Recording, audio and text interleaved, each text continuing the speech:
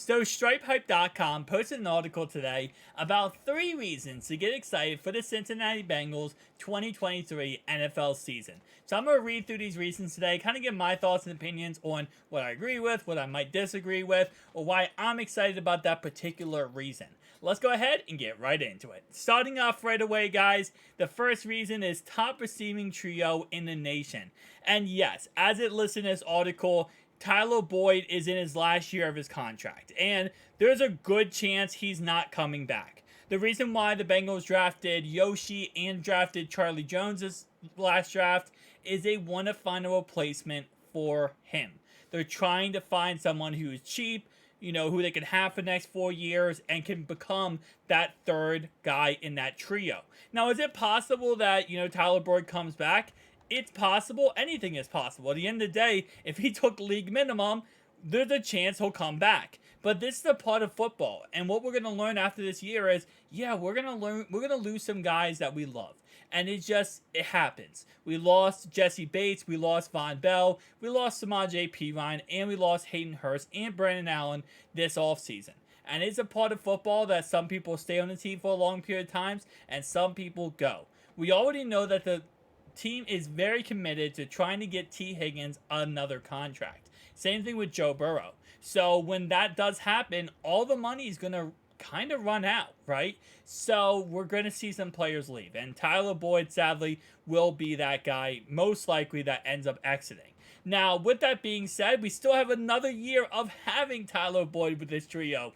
And we're going to see Charlie Jones and Yoshi really take a step up. And one of them will be the trio, third guy. So far, it seems like Charlie Jones and Jamar Chase has had the best chemistry, like bonding experience-wise. They've been actually really loving each other. But it's very possible that it ends up being the opposite, and Yoshi this season just really takes off with Jamar Chase or T or whatever, right? So at the end of the day, yes, that is a reason to get excited for this season, is we are going to be seeing this trio for possibly together for the last season. But you know what? At least we're going to get one solid season and hopefully a Super Bowl to end this trio off in the correct orientation. Next one of the most athletic rosters ever. And that's not even a joke. This secondary is fast. Fast, fast, fast. I mean, DJ Turner is pure speed.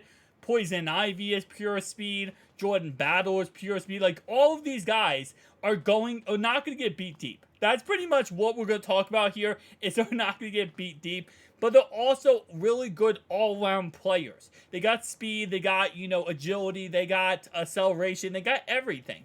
And Cam Taylor-Britt, as it mentions in this article, another really fast player. This is the fastest secondary, I feel like, in the NFL. When you look at the 40-yard dash times of Dax Hill, of Cam Taylor-Britt, Cheeto, etc., this is absolutely insanity when it comes to the speed of this secondary.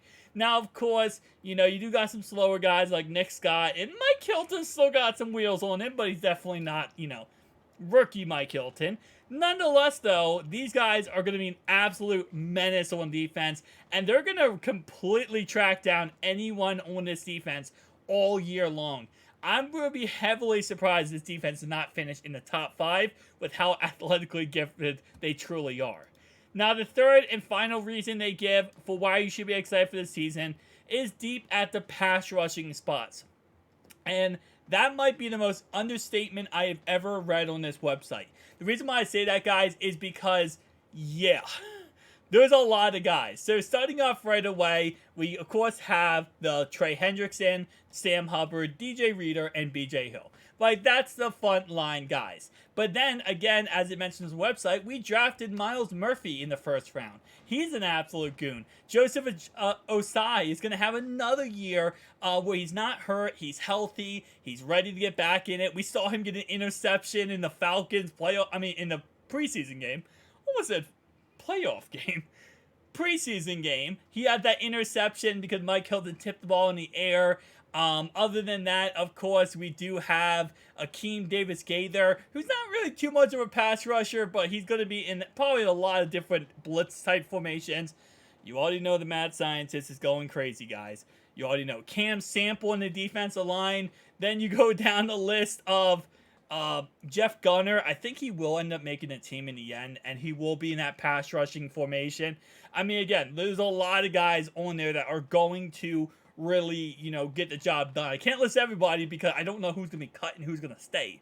Terrell Basham just got cut, and he was supposed to be that pass rusher-esque guy, so you never know what ends up happening when it comes to cut day, and we're going to be losing some guys. But nonetheless, though, yes, there's a lot of players on this defensive line that are going to be rotating left, right, and center over and over and over again. And again, don't be surprised if throughout the season they bring somebody else in, too. It's very possible that they bring another piece into the puzzle here and add another really quality edge rusher to this team. Listen, this team's not going to, this year, the goal is not to go win a playoff game.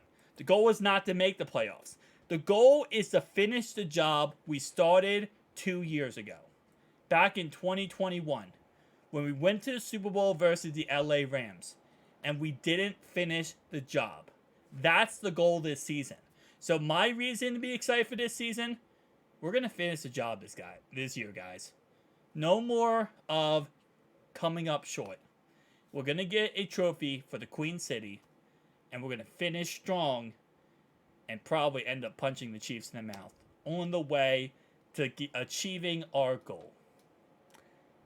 Yes, guys, anyway, though, remember, I will be live tonight for the final preseason game versus the Commanders. So make sure you check out the channel and stop by. I'm going to just double check when the game is so I can give you guys an exact update here, because usually what I do is I set my timer on my phone whenever the game's about to come on.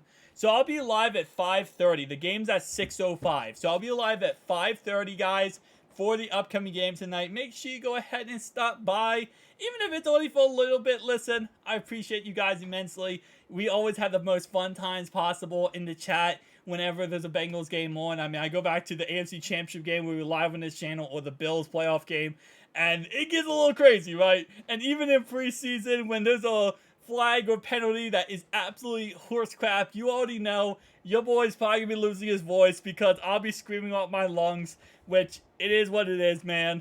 There's some times where, I get very passionate about this team, so sometimes I just go a little too crazy, man. But it's all good. It's all good.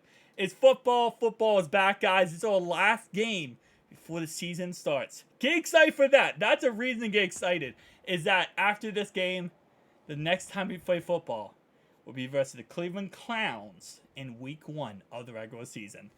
Thank you guys for watching. I'll see you guys next one. Peace out.